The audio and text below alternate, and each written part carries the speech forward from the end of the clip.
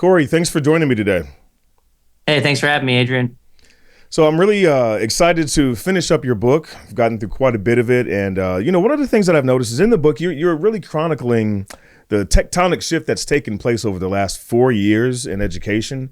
Much of that was driven by the pandemic and the remote learning that took place during the pandemic, where parents got to sort of peer into the education that their kids were receiving through remote learning and what was being taught in schools. And parents became more outraged than ever after seeing what they were being taught.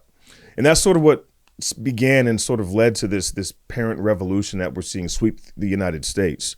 One of the more shocking lessons that I think that occurred during the pandemic, which you document in the book, is that parents actually learned that school staff, school boards, and teachers unions actually viewed them as the enemy. Yeah, absolutely. And I actually did dedicate the book to Randy Weingarten and the teachers unions for overplaying their hand and inadvertently doing more to advance school choice and homeschooling than anyone could have ever imagined. But it is because they kept stepping in it over and over and over again. They fear-mongered about reopening schools. They had fake body bags outside of public school offices to do so. They were using coffins and tombstones. It was ridiculous fear-mongering, but they also treated parents as the enemy. Look at what happened when families saw what was happening in the classroom through remote learning, which, let's be real, it should have just been called remotely learning because not a lot of learning was going on. Families got to see that the schools were focused more on indoctrination than education. So they said, hey, maybe I'll go to the school board meeting and, tell them that I'm not happy about it, and maybe they'll change things because that's supposed to be the point of democratic accountability with the school boards. Well, it didn't work out like that. The school boards try to bully and silence parents into submission. In a lot of cases, they've been cutting off the mics of parents. They don't want to hear from them. They don't view them as customers. They view them as a nuisance. And so they did not try to work with parents as partners.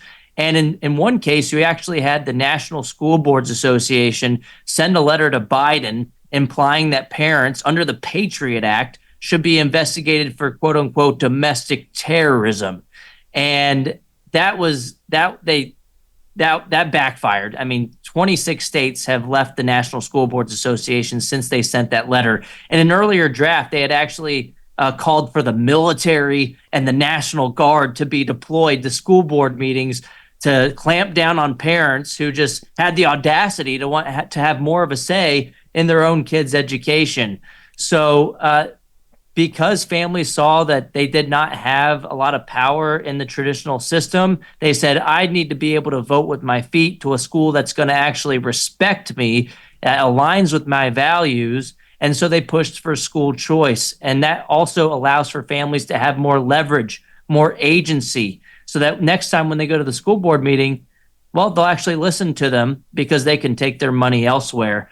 And look, competition is a rising tide that lifts all boats. Public schools improve in response to school choice competition, and they'll have an incentive to knock it off with the gender ideology and the Marxist ideology dividing kids based on immutable characteristics. They'll have an incentive to focus on the ABCs, not just the LGBTs, and the rest of that stuff can be at home. But families have become a new political juggernaut, a new political force to be reckoned with.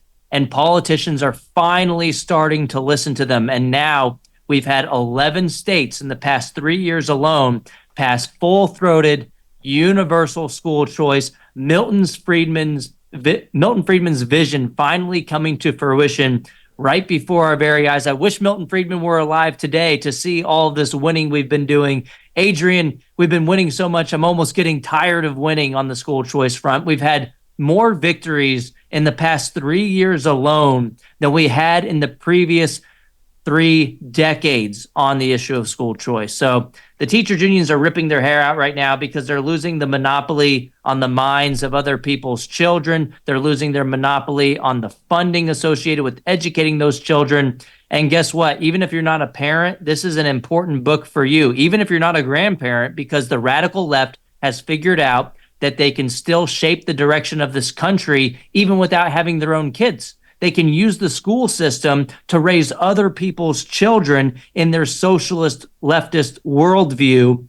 And that's a huge problem. So if you care about tax policy, if you care about having safe localities, you should care about this book too, so that we stop the leftward creep that's caused by the school system training kids to think that big government is the solution to all of their problems. We're winning on this issue, and it's a story of optimism, not just recounting a lot of the dark times of the COVID era when the teachers unions closed the school, but it also is a story about how moms and dads can win this battle, become a new union, one for the kids that's more powerful than the employees in the system.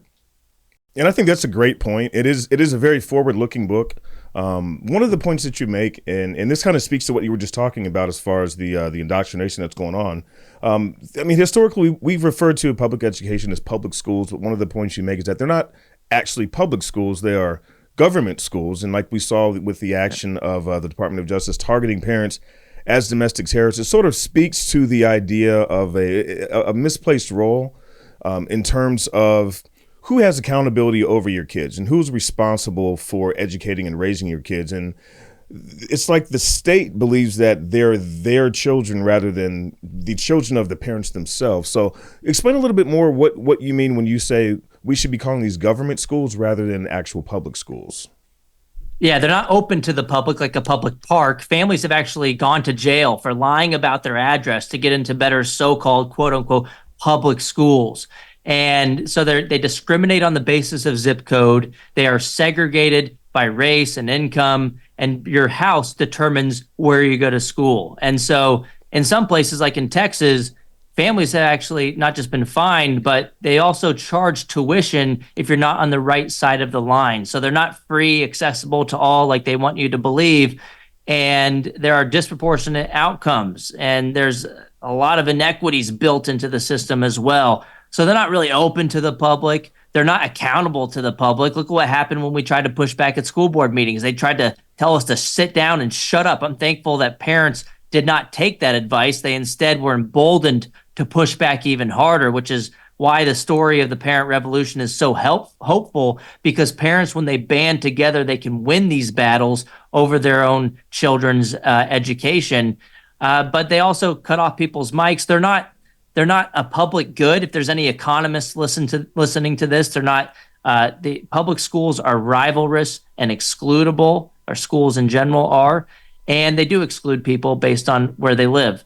And they are run by the government. They're regulated by the government. They are compelled by the government. They are assigned by the government. They are funded by the government, or at least by taxpayers, and the government allocates the funding. And so they're more accurately described as government schools. They're not public in any meaningful sense of the word. And so I dedicate a large portion of the book, at least one of the chapters, to why we should call them government schools and not public schools. The status quo doesn't like that, because they understand that everybody realizes that government does a bad job at basically everything that it does. Instead of getting mad at me for using the correct terms, the defenders of the status quo should think about why it hurts their feelings so much that the truth is that we send millions of kids to government-run schools where they learn far-left ideology. And that's the problem here. They want to control the direction of the country. And this is more influential than Hollywood. You think Hollywood has a deep impact on culture and swinging it in a leftward direction? The schools are the root of the problem. This is millions of kids, 50 million kids go through the government school system each year for 13 years of their lives, for 7 hours a day. These are young, impressionable minds. And conservatives and independents, libertarians, they can't win this battle. You got to wake up. You can't do it just by having more kids. You can't just outpopulate them, because they're raising your kids and other people's kids in these institutions where they're going to vote to raise your taxes later on in life. They're going to vote to take away other liberties later on in life. And so this is a really important fight for everyone that cares about the direction of our country going towards a more freedom-loving direction, a more conservative direction, and away from radical left socialism. And this has become such a big issue over the past few years. It's sort of a litmus test in politics now. I mean, you were tweeting about, Xing, whatever the word is now, about Texas and the success that you've had with legislators on the books. I'm actually going to read a tweet verbatim that you just posted a few days ago. It said, "We targeted 13 Texas House, can't talk today, Republicans who voted against school choice. 9 of them lost. We defeated 69% of the incumbents we challenged. Incumbents usually win 95% of the time." And Governor Abbott said the Texas legislature now has enough votes to pass school choice. And you finish with political earthquake. Again, I mean, writ large, school choice is now basically a political litmus test. I mean, what was it like going through the process of getting to this point to be able to influence so many actual lawmakers? Yeah, the Republicans saw an opportunity. They picked up the football to become the parents' party. We saw this in Virginia with Glenn Youngkin. He laid out the blueprint for political success for Republicans after Terry McAuliffe, in a blue state that went 10 points to Biden the year before, the former governor running as the Democrat, he said on the final debate stage, quote, "I don't think parents should be telling schools what they should teach." That blew up in his face. Glenn Youngkin turned that into a political winner. He ended up winning, the Republican, on the issue of education by 6 points with education voters, and that was the number 2 issue in the election. We had never seen anything like that before, and since then, the Democrats for Education Reform, a left-leaning group, put out a couple of polls finding consistently that the Democrats have actually lost their decades-long double-digit advantage on the issue of education. That's because Republicans understand that parents are the primary decision makers for their kids. They should be the ones that have the ultimate say in how their children are raised and how their children are educated. And then you have the radical left Democrat Party that is owned by the teachers unions. I mean, 99.9% of their campaign contributions from Randy Weingarten's union, the teachers union, went to Democrats in 2022. It's a money laundering scheme. It ought to be illegal. But now that parents have seen what's going on in the classroom, that they're not focusing on the basics, they're focusing on indoctrination with radical left ideology. And so parents are taking that momentum to the ballot box, holding politicians accountable. And if you look at 2022, there wasn't a red wave, there wasn't a blue wave, but there was a school choice wave. 76% of the candidates supported by my organization won their races in 2022. We didn't just play in the easy ones. We targeted 69 incumbents, the hardest thing to do in politics, to take out a sitting legislator, and we took out 40 of them. That basically never happens. But again, fast forward to today, in Texas recently, in the past week, 21 of the so-called Republicans voted against school choice with all the Democrats, and they blocked it in the House. Only 7 of them are remaining. 14 of them lost. 2/3 of them lost their seats, and incumbents usually win 95% of the times. These guys thought that they were so powerful. They thought that they were untouchable, but the primary voters in Texas held them to the moniker of becoming the parents' party. And they held politicians accountable for voting against their own party platform issue last year. Play stupid games, win stupid prizes. We saw this story played out before. We've seen this movie before. In Iowa, the same thing happened. They passed school choice in their Senate, moved over to the House. Governor Reynolds was pushing it hard. She's a staunch education freedom fighter, and their House didn't pass it in 2022. Guess what? They got a new House. Voters held them accountable, a more conservative House, and now they have full-throated school choice in Iowa. The running joke in Iowa is that the Democrats should have voted for the pared-down version in 2022 because it was only like a few thousand kids. Well, they got a new legislature, more conservative one, and now they have everybody eligible for school choice in Iowa. The same thing is happening in Texas right now, where Abbott has hinted that the public school defenders might not have the same kind of deal that they had on the table back in 2023. So in 2025, Texas, for the first time, now has a school choice majority in the House of Representatives. This is a big deal. There are 5.5 million children in Texas that are school-aged, and out of the entire country, that's more than 10% of all school-aged children in the United States of America. And so when they pass universal school choice, the unions are freaking out right now about this because over a tenth of the country is going to get access to education freedom when they pass the bill in 2025. That is huge, and it's why the unions are terrified because one, they want to keep the money at all costs, but they also want to they want to it's all about control too, because the bill last year in Texas had billions of dollars for the public schools. They could have got billions of extra dollars, but it was only half a billion dollars allocated for school choice. The control freaks weren't going to let it happen. They said, screw it, I don't want the money because I want to trap your kids in my failing institutions. It's a huge problem. Parents should wake up. They are waking up, and we're winning on this issue more than we ever have before, more than any other public policy issue right now. We're racking up W's in state after state, and it's absolutely glorious. So let me ask you this. I mean, the pandemic very clearly exacerbated America's literacy crisis. I mean, 40% of Baltimore schools have 0 students that are proficient in math. That report came out not too long ago.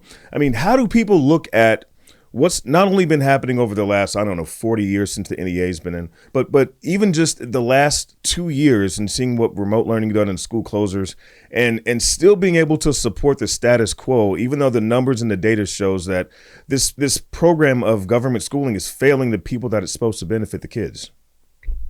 It's all about politics and power more so than it is about logic and morality. And look, the teachers unions, they own the Democratic Party. For decades, they've given more than 99% of their contributions to Democrats each and every election cycle. So Democrats on the ground do support school choice. The supermajorities of Republicans, Democrats, and independents do support school choice, according to the latest polling from Real Clear Opinion on a national level. So this isn't a partisan issue. You can make left and right-leaning arguments for school choice. Democrat families benefit from school choice in large numbers. And in fact, in Florida, DeSantis owes his victory in 2018 to school choice moms. Yes, the headline in the Wall Street Journal the next day was that school choice moms tipped the governor's race for DeSantis. They found that with CNN exit polling, black moms in particular showed up in force for DeSantis after his opponent, Andrew Gillum, the Democrat, called to get rid of the school choice program that was benefiting over 100,000 kids at the time, disproportionately low income, non-white families. And the families who might not have agreed with DeSantis on a whole host of other issues saw that as so important for their kid to get a better education than they had when they were younger.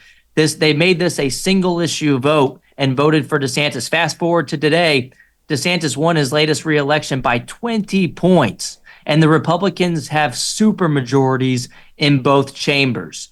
And so if Democrats are smart, they'll look at this trend and say, hey, maybe I should listen to my constituents and not the special interests who control me. And as I lay out in the book, I put out a theory, a phrase that I coined was called bipartisanship through hyperpartisanship. The more that the Republicans lean into school choice and parental rights as a political winner, the more it becomes politically detrimental for Democrats to oppose it, like we saw with Terry McAuliffe in Virginia. Other Democrats right now are looking at Terry McAuliffe and they're saying, maybe I don't want to lose like him. I don't want what to happen in Florida where the GOP is just dominating with supermajorities in both chambers. Maybe we should get on board with the school choice thing too. So in Pennsylvania, for example, Josh Shapiro, he was up by double digits in 2022. Right before the election, he changed his education platform to include private school choice. He also went on Fox News last year reiterating that support. He ultimately vetoed his own campaign promise because he was funded with over $700,000 by the teachers unions. It's a bold strategy, Cotton. Let's see if it works out for him. But the point is, you had a high-profile Democrat who was up a lot in the polls, felt compelled to signal support for school choice so much, he put it into his education platform on the campaign trail. And so the political winds are shifting in our favor. And Milton Friedman had a lot of good quotes, and I wish he were alive today to see how much winning we're doing on his issue of universal school choice. But one of his best quotes, Milton Friedman once famously said that the way that you change things is not about getting the right people into office. The way that you truly change things is by creating a climate of opinion where it becomes politically profitable for the wrong people to do the right thing. And I think we're reaching that moment of escape velocity when it comes to school choice, that we're having bipartisan shifts on the issue so much that in North Carolina and Georgia, two Democrat sitting legislators in their House of Representatives flipped to the Republican Party on the issue of school choice. We had consequential votes this year from Democrats in Nebraska and Missouri and in Georgia, where we needed Democrat votes to pass the bill, and they got massive victories in school choice in those states this year. And in Louisiana, they're about to become the 12th state to go universal on school choice. And guess what? Their House passed a bill, full-throated school choice, with a supermajority vote. They didn't need a single Democrat to do it, but 20% of the Democrats in their House caucus voted for universal school choice. Now, that's not the numbers I would like. It's not 90, 100%, but 20% is a lot better than 0%, and it's better than what we've seen in the past. So the trend is a seismic shift towards education freedom from both parties. This is good news for families, and hopefully at the end of the day, the Democrats will be able to break free from the stranglehold of the teachers' union special interests who control them. Because once enough Democrats break away from the teachers' unions won't have any power anymore. They'll have nowhere else to go, and they'll have to fight for things that actually matter. Maybe they'll focus on representing their teachers instead of trying to have a monopoly on education. Maybe they won't focus as much on politics. Maybe they'll focus on education. And I think that's the direction that we're headed. I called a lot of this in the book, and it's happening right now before our very eyes. So the holdouts, the people who still aren't quite on board with it, what do you think is the reason? Are their concerns money? Is it just power? And again, we're not talking necessarily the teachers, but the voters who still aren't on board with supporting school choice candidates. What's the reason that they can't get behind it right now? I mean, the reason you have some holdouts might be because people are prioritizing other issues. So maybe they like the candidate for a whole host of other issues, even though they disagree with them on school choice. And if school choice isn't a major part of the campaign, education in some cases is at the lowest end of the rung of priorities for families. But like we saw with Glenn Youngkin, if one party starts to talk about the issue and make it a political winner, that was the number 2 issue in the Virginia governor's race, second to only the economy. That's basically unheard of, but it depends on how the campaigns are run and what both sides are going to say on the issue, and that could become a top issue if the politicians talk about it enough, and if parents want to hold them accountable at the ballot box. But the biggest thing is, look, they might think that they like their public school, and again, with school choice, if you like your public school, you can keep your public school. Unlike with your doctor, thanks Obama, but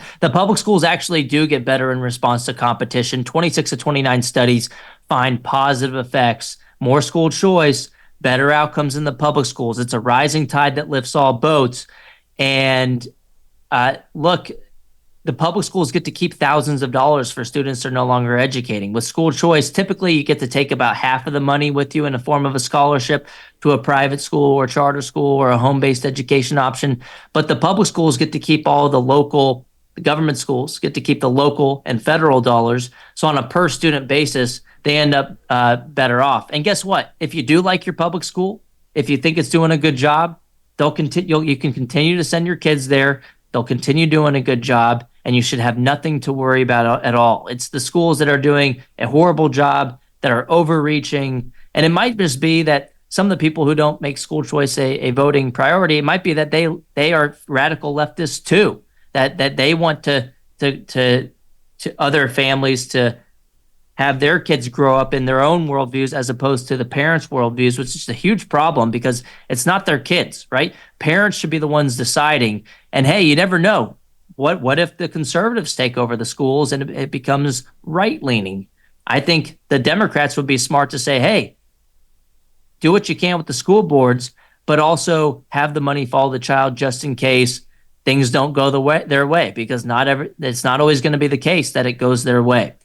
And with conservatives, at the same time, even if you ban certain concepts, if you have all these other tweaks to the system, I think those are all helpful to have more transparency with curriculum, more transparency with where the money's going.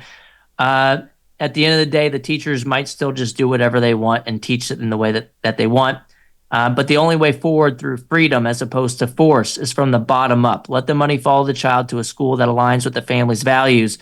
That way you won't have a special interest controlling how other people's children are raised. And I think that's the only way we get out of this mess.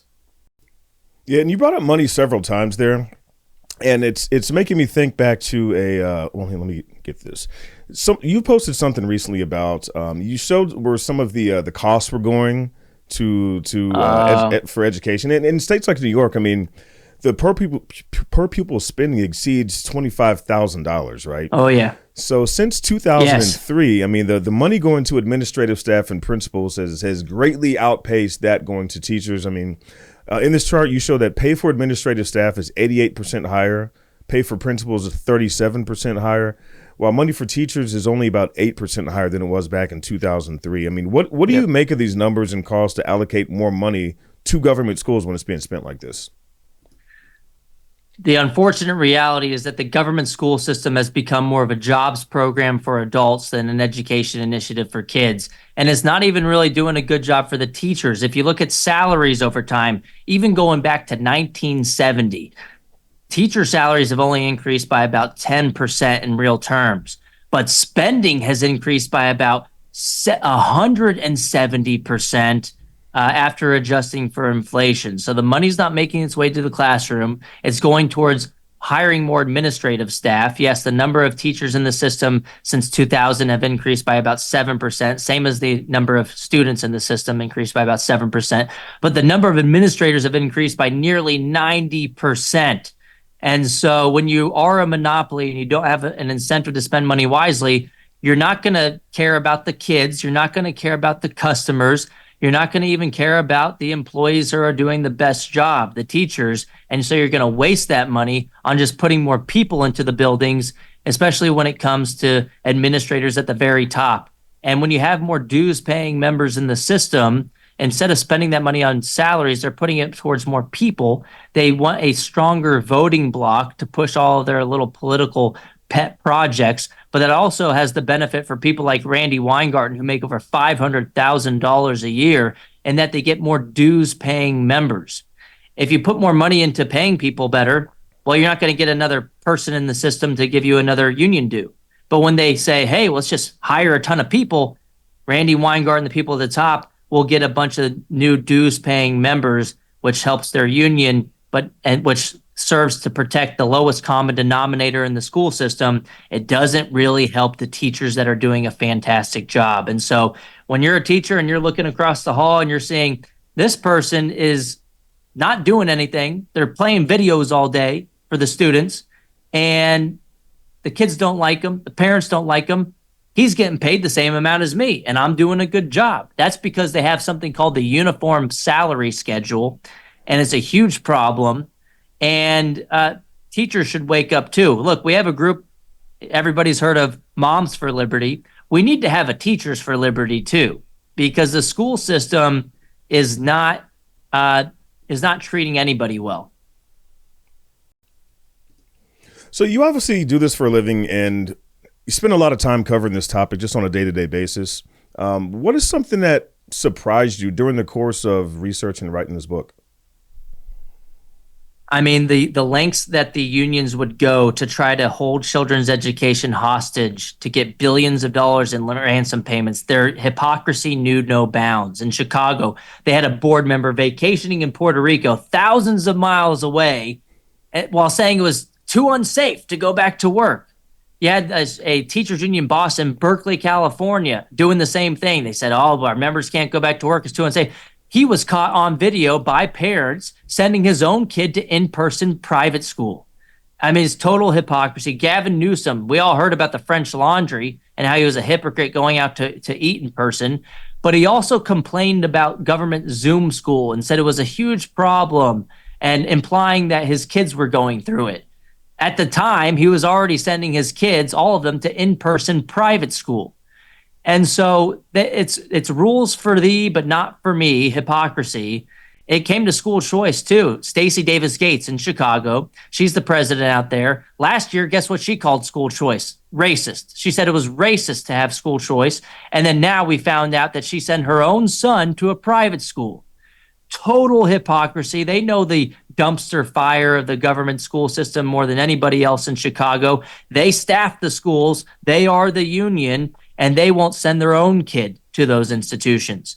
You had them fear mongering with tweets that they deleted, saying that the push to reopen schools is rooted in sexism, racism, and misogyny. They threw every buzzword at the wall to see what would stick, and it was so pathetic. They even had a teachers union created an interpretive dance video in Chicago to protest going back to work. It was extremely embarrassing the way that they put the video together. It was horrible production skills, but also the dance skills weren't that great either. You thought the kids had it bad in math and reading in Chicago.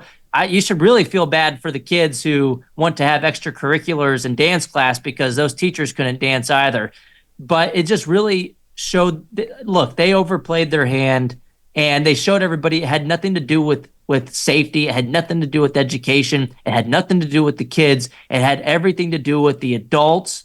It had everything to do with money and power. In Los Angeles, in their report on reopening schools safely, guess what they called for? We all knew they were going to call for more money. That was obvious. But they also called for Medicare for all, a wealth tax, police-free schools, a ban on charter schools. I mean, it was total socialist gobbledygook crammed into the reopening plans.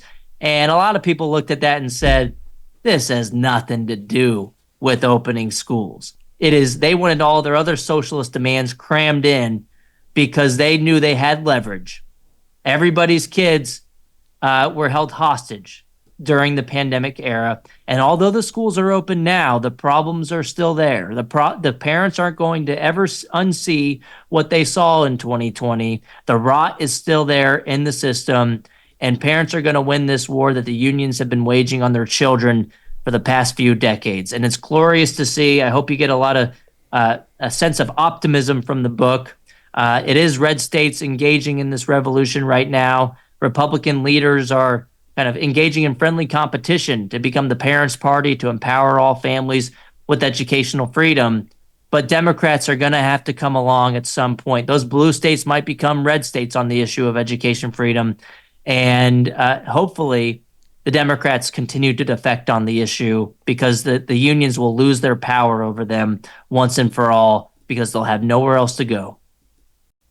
All right. So basically, where do we go from here? I mean, what can average people do to help deliver real educational freedom across all 50 states? Well, you got to start with taking Senator Ted Cruz's advice. On the back of the book, he says, quote, you can ruin Randy Weingarten's day by reading this book. I mean, this is a blueprint for success. It doesn't allow the unions to rewrite history. I mean, Randy went in front of Congress and gaslighted the American public. Guess what she said? She said that we weren't fighting to close the schools. In fact, we were fighting to reopen the schools starting in April 2020. That is a load of BS. And so there's miles of receipts in the book showing that it's a load of BS. And in fact, on Twitter, now X, thank goodness for Elon Musk with the community notes, for about 7 days in a row, Randy Weingarten kept changing her pinned tweet to say, oh, no, the Republicans were lying. We actually fought to reopen the schools. Every single day, she got hit with a new community note saying, you fought to close the schools. You were threatening strikes. You were calling the reopening plans, quote, reckless, callous, and cruel. And you even lobbied the CDC to make it more difficult to reopen schools. No one's falling for the garbage gaslighting from the government school union bosses like Randy Weingarten. But I also include, so you can get the copy on Amazon, basically anywhere else.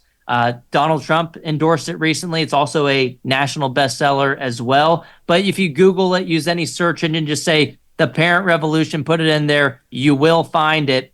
But I also have different tweaks to the system to improve things beyond school choice. School choice is important, but it's not the only part of the book. I talk about how we should have transparency in the public schools. These should be basic things like what's the curriculum? Where's the money going? You'll be amazed at how hard the unions will fight against this. Another thing, don't keep secrets from parents.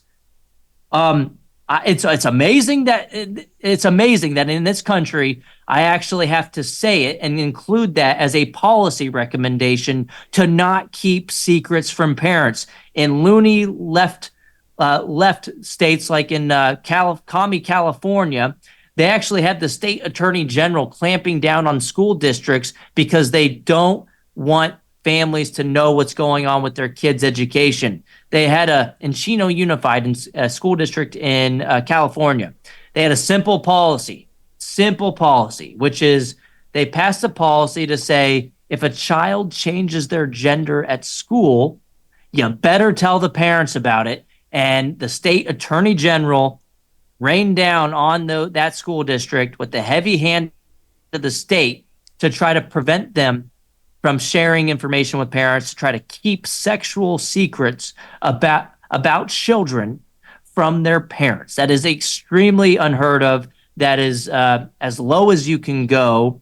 And hopefully when they keep overplaying their hand like this, even parents in California will say, something's going on here. They're trying to take my kids away from me. And guess what? Kids don't belong to the government. Parents are their primary decision makers. They should be in the driver's seat. And so propose these policies, propose these common sense policies, even if you're in a deep blue area, to make the idiots on the other side look bad, because that's going to cost them votes in the future. And some other simple things.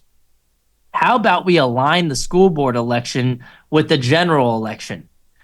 Look, the Democrats like to call Republicans, they like to call them a lot of things, but they like to call them threats to democracy. They'll say that Republicans are engaging in voter suppression.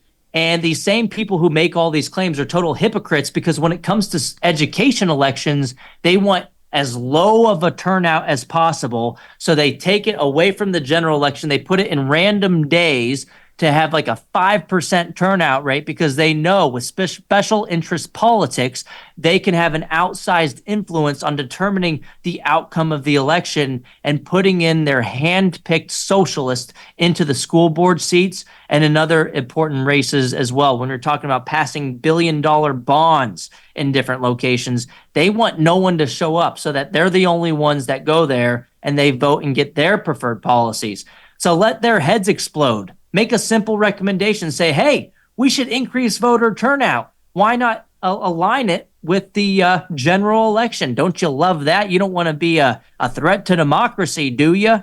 They'll respond and fight against it with a million different arguments. They'll call you racist and they'll run the other way. When you're doing that, you're probably over the target. So this is a good suggestion too. So even if you're not interested in school choice, this is also a book for you.